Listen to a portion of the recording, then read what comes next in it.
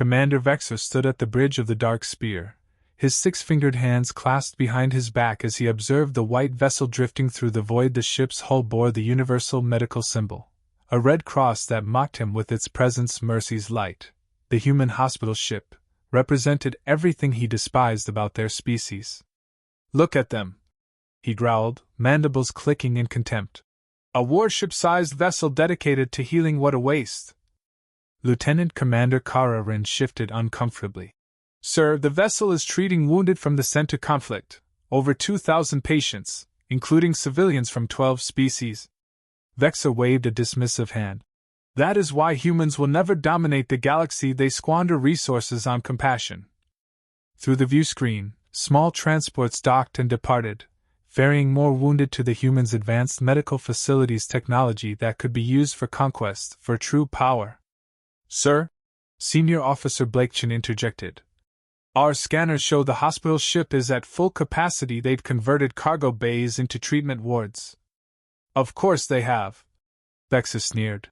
"Humans always stretch themselves thin. Tell me, Blake, what do they gain from this resources territory?" Chen's 4 eyes blinked in sequence, a sign of discomfort.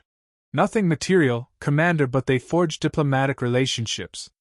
Vexer slammed his fist on the command chair. "The galaxy isn't built on relationships. It's built on power, and right now, that ship is the most vulnerable target in this sector." A cold silence settled over the bridge. Kararen's copper-scaled skin paled. "Commander, you can't be suggesting." "I can, and I am." His voice dropped to a whisper. "Imagine the message it would send. Humanity's great symbol of mercy. Reduced to atoms, they would learn that compassion is a weakness, a fatal one."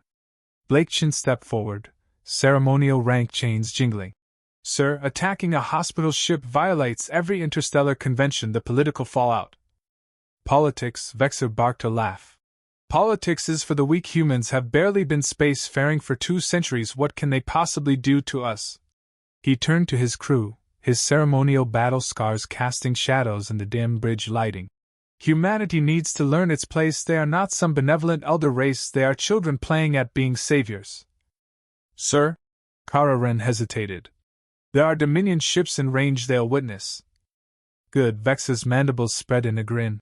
"Let them witness what happens when species forget that strength, not kindness, rules the galaxy." He sensed the unease in his crew. Even members of his own species shifted uncomfortably. Their hesitation only fueled his conviction. The Dominion had grown soft. Too much concern for diplomacy. Too many treaties. "Weapons Officer THCK," he called. "Target their primary medical bay. Make it quick, but make them understand what we are destroying. Target their hope." THCK's hands hovered over the console. "Sir, there are children in the pediatric ward." "That's an order, Officer THCK, or would you prefer to be relieved of duty?" THCK swallowed hard and input the targeting coordinates around the bridge.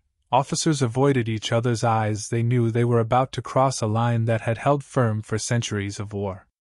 Vexer felt only satisfaction. "Sir?" Blakechin made a final attempt. "Humanity has advanced remarkably in just 2 centuries. Perhaps we should reconsider." "Enough," Vex's roar echoed through the bridge.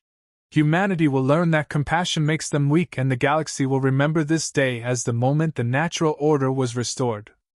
He turned to the view screen, watching Mercy's light spin gently in the void. "Weapons locked, Commander," THCK announced, voice barely above a whisper. "Fire." A lance of purple energy streaked through space-time, seemed to slow as it neared its target. Sensor operators on nearby ships stared in horror at their readings. The first impact struck the medical bay, the pristine hull fracturing as atmosphere vented into space. Emergency force fields snapped into place. But Vexer was already barking his next order. "Target their engines. No escape." Urgent transmissions flooded comms. "This is Centauri vessel Starbite. Cease fire immediately. You are attacking a medical ship. Relay in command to Dominion warship. Stand down or face immediate retaliation." Blakechin gasped. "Sir, 15 species vessels are moving to intercept." "Let them come," Vexer snarled. "They'll be too late. Fire again." The second blast crippled Mercy's Light's port engine. Emergency lights flashed across its hull as escape pods launched, medical staff evacuating their most critical patients. On the Relian flagship Dawn Treader, Admiral Kixes watched in stunned disbelief. Get me visual on their medical bay now.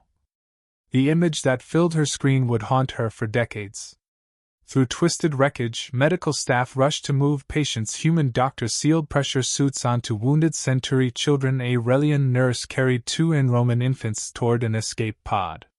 All ships, emergency response, retrieve escape pods. Priority 1, medical extraction, and get me Earth command. Back on the Dark Spear, Kara Wren's scales had turned nearly white. Sir, we're receiving distress signals. They're begging for time to evacuate critical patients. Vex's mandibles spread wide. No mercy for mercy. Target their core. Finish this. Sir? Blake Chen's 4 eyes were wide with panic. They're broadcasting images of their pediatric ward. Fire, Vexa bellowed. The bridge crew hesitated for the first time. The chain of command wavered. Then, a single transmission cut through the chaos. A human voice, raw with grief and rage. You will pay for this. A new silence fell over the bridge, one filled not with triumph, but the weight of an unspoken certainty. The Dominion had not just struck at a hospital ship. They had declared war on humanity itself.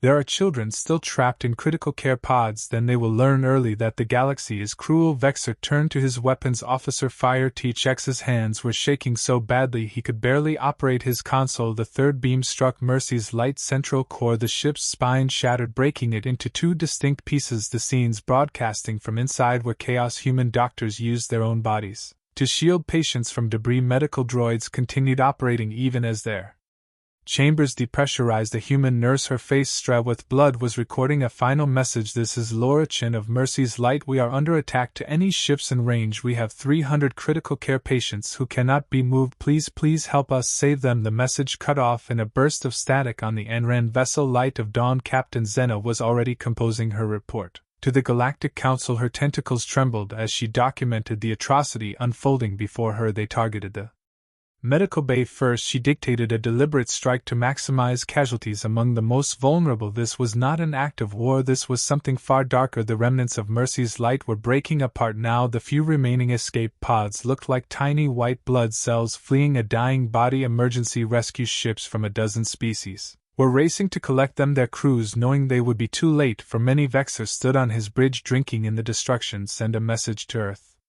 Command, he ordered. Tell them. He never finished the sentence. A new alarm blared on the Dark Spear's bridge. Sir, Kara Wren's voice cracked with fear. Multiple quantum signatures detected. Massive energy readings. What? Vexer spun toward the tactical display. From where? Everywhere, sir. They're coming out of quantum tunnels all around us. The space around the dying hospital ship was lighting up with quantum breach points. Massive shapes were emerging from what had appeared to be empty void. Human ships, warships, more than Vexer had ever seen in one place, and they looked nothing like the simple vessels humans typically fielded. These ships were darker, angular, bristling with weapons that made his tactical officer whimper in fear. Impossible, Vexer whispered. They're primitives. They waste their resources on healing. A new voice cut across all communication channels. Human, female, cold as space itself. This is Admiral Sarah Hawthorne of the Earth Vengeance Fleet. You targeted our Mercy. Now you will face our wrath. The transmission cut off. No ultimatum, no demands, just silence. Vexer found himself holding his breath, waiting for the humans to speak again, to make threats, to posture, but the quantum black warships simply held position, their weapon ports open but not yet firing. Sir, Blake Chen's voice quavered. We're receiving data packets from the other alien vessels. They withdrawing all diplomatic personnel from Dominion space. The bridge crew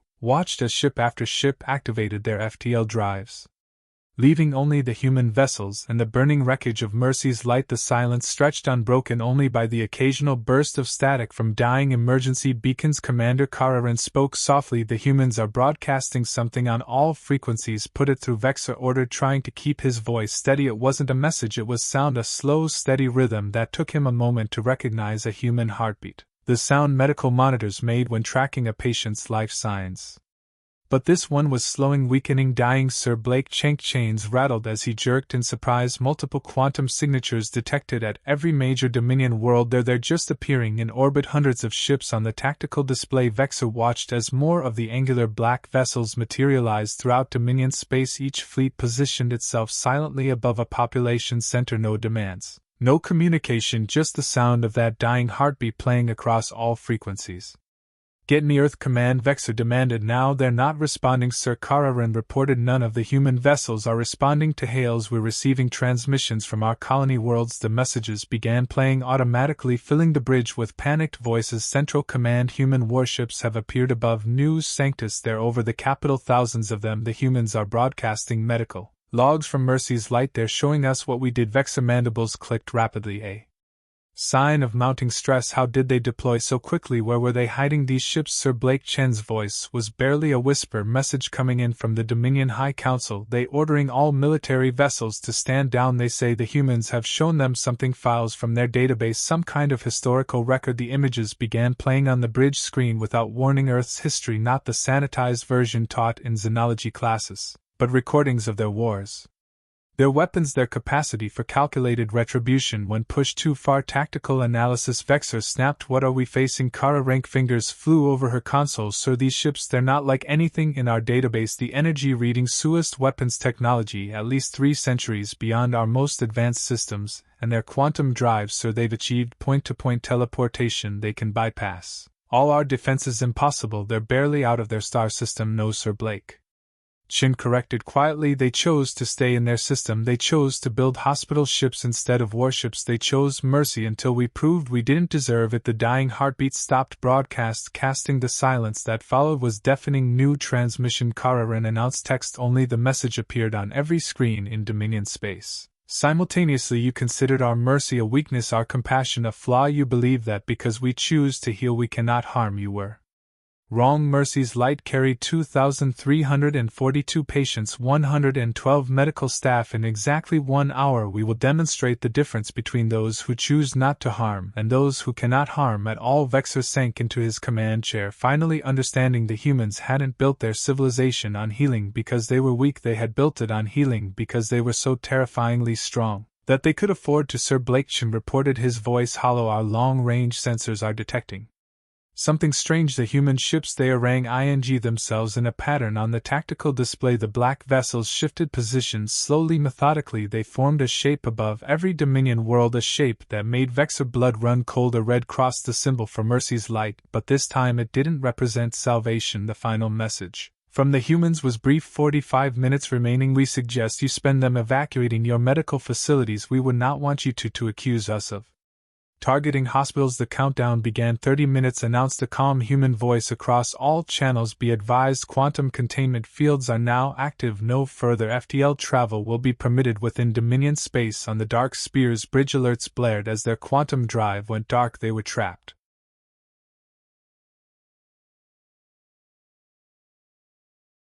Commander Kara Ren's voice cracked. New signatures detected there. They're coming out of Mars. The tactical display lit up as massive structures emerged from beneath the red planet's surface. Orbital rings, shipyards, weapon platforms that dwarfed anything the Dominion had ever built, all perfectly camouflaged until this moment. Neptune as well, Blake Chin reported. They gasped. Giant mining platforms, they're transforming through the view screen. VR watched in horror as what they thought were simple resource extraction facilities unfolded like deadly flow, revealing batteries of weapons that made his tactical officer physically recoil. They're creating artificial quantum boundaries, reshaping local spacetime. We are being sealed in a bubble of altered physics. Through the view screen, more ships emerged, smaller vessels that moved like liquid mercury flowing around debris, as if space itself bent to accommodate them. Gravity control, Blake Chin reported numbly. Not just artificial gravity, total control over gravitational fields. Sir, they're not using conventional engines at all. They're surfing space-time itself. 10 minutes, announced the human voice. Weapon systems are now advancing to final stage. The black ships began to transform. Sections of hull plating shifted and realigned, revealing weapon systems that defied conventional physics, crystalline structures that pulsed with internal light arrays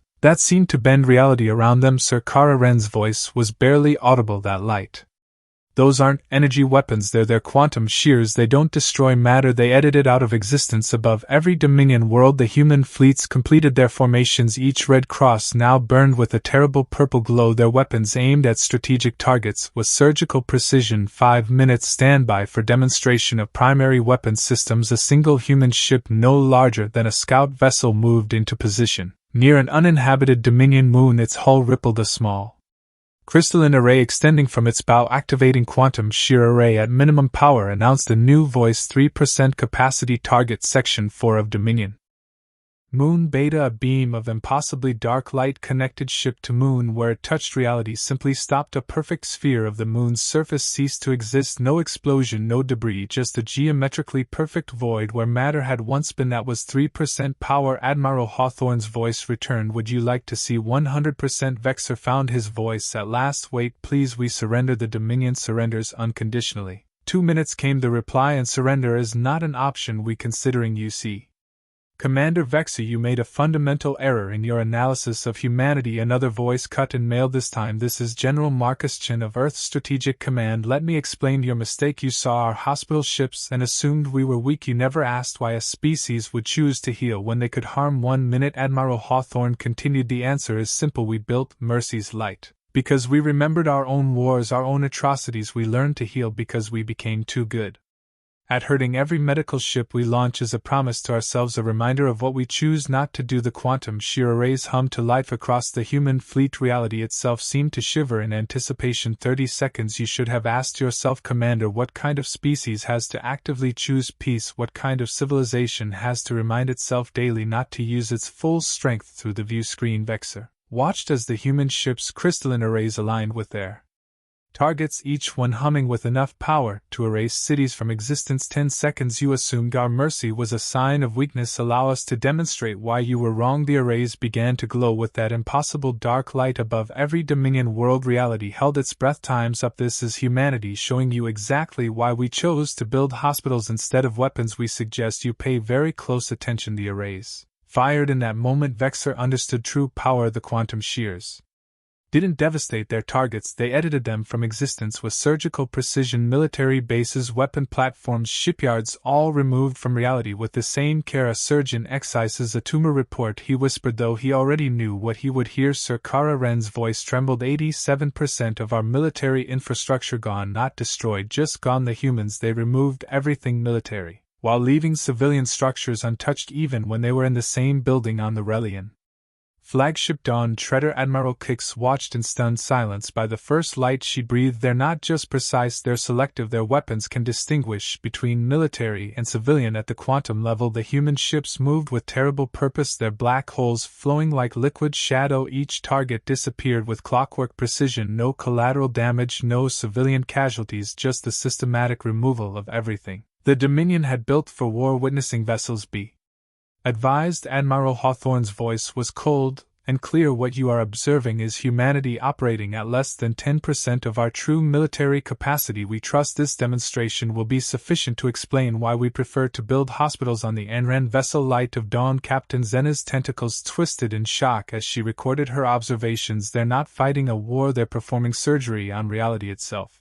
Every strike is calculated to remove threat capability while preserving civilian life. This isn't combat, this is human medicine applied to warfare. The quantum shear arrays continued their work. Dominion military vessels simply ceased to exist. Their crews, deposited safely but unconscious on nearby worlds' defense stations, vanished. Their civilian workers untouched. Even personal weapons dissolved from soldiers' hands, leaving them unharmed but helpless. Commander Blake Chen's 4 eyes were wide with terror. They're broadcasting something new. Medical logs from their quantum weapons. The data scrolled across their screens. Each weapon had been designed by doctors, calibrated by surgeons. The quantum shears didn't destroy, they excised like a scalpel, removing diseased tissue while preserving healthy cells. On the Dark Spear's bridge, Vexor watched his empire being systematically disarmed by a species that had turned medicine into a weapon of war. The humans hadn't built their civilization on healing because they were weak. They had done it because they were so powerful that healing was the only challenge left worthy of their skills. Sir Karen announced, her voice hollow. New transmission text only. The message appeared on his command screen. Commander Vexor, your actions caused the deaths of 412 patients aboard Mercy's Light, 307 medical staff, 889 children. We have removed your capacity to wage war. Now we will demonstrate our capacity for justice. The Dark Spear shuddered as a quantum field enveloped it. Not a weapon this time, a containment bubble. This vessel will be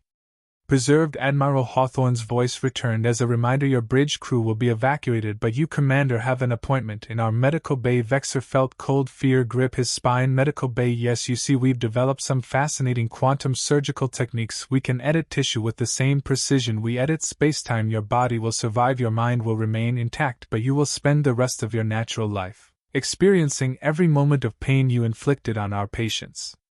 Not as punishment, but as treatment. After all, we're healers. Through the view screen, Vexor watched the last of the Dominion's military might fade from existence. The human ships hung in formation, their dark hulls now seeming less like weapons and more like medical instruments, precise, sterile, efficient on a dozen worlds. Other species observers documented what they witnessed. The reports all carried the same warning: never mistake humanity's preference for healing as a sign of weakness. They choose to save lives because they have mastered the art of ending them. A new voice cut across all channels. Dr. Laura Chen, one of the survivors of Mercy's Light. Commander Vexor, your quantum surgery is scheduled to begin in 5 minutes. Don't worry, we'll take excellent care of you. After all, that's what we do. We heal, we help, we save lives. But today you're going to learn why the most dangerous beings in the universe are the ones who know exactly how bodies work and choose not to use that knowledge for harm. As the quantum transport beam engaged, Vexor finally understood humanity hadn't built hospitals instead of weapons because they were weak. They had built them as a reminder of what they were truly capable of. They had turned their hospitals into weapons, their healing into warfare, their mercy into judgment. The last thing Vexor saw before the transport took him was the wreckage of Mercy's Light, still broadcasting its distress signal, a reminder that humans would cross the galaxy to save a single child or erase an empire with surgical precision. They were healers, yes, and that made them the most terrifying warriors in the universe.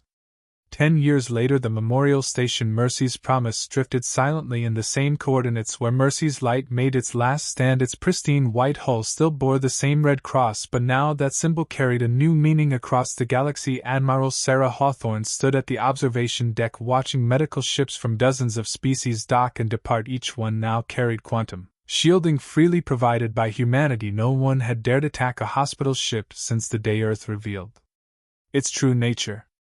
Admiral Laura Chen approached her medical white stark against Hawthorne's black uniform. The new Galactic Medical Code has been ratified. All species have signed. Hawthorne nodded, watching a Relian medical frigate launch. Unanimous agreement. Yes, even the Dominion successor states signed immediately. Laura smiled slightly. Amazing how diplomatic everyone becomes when they understand the consequences.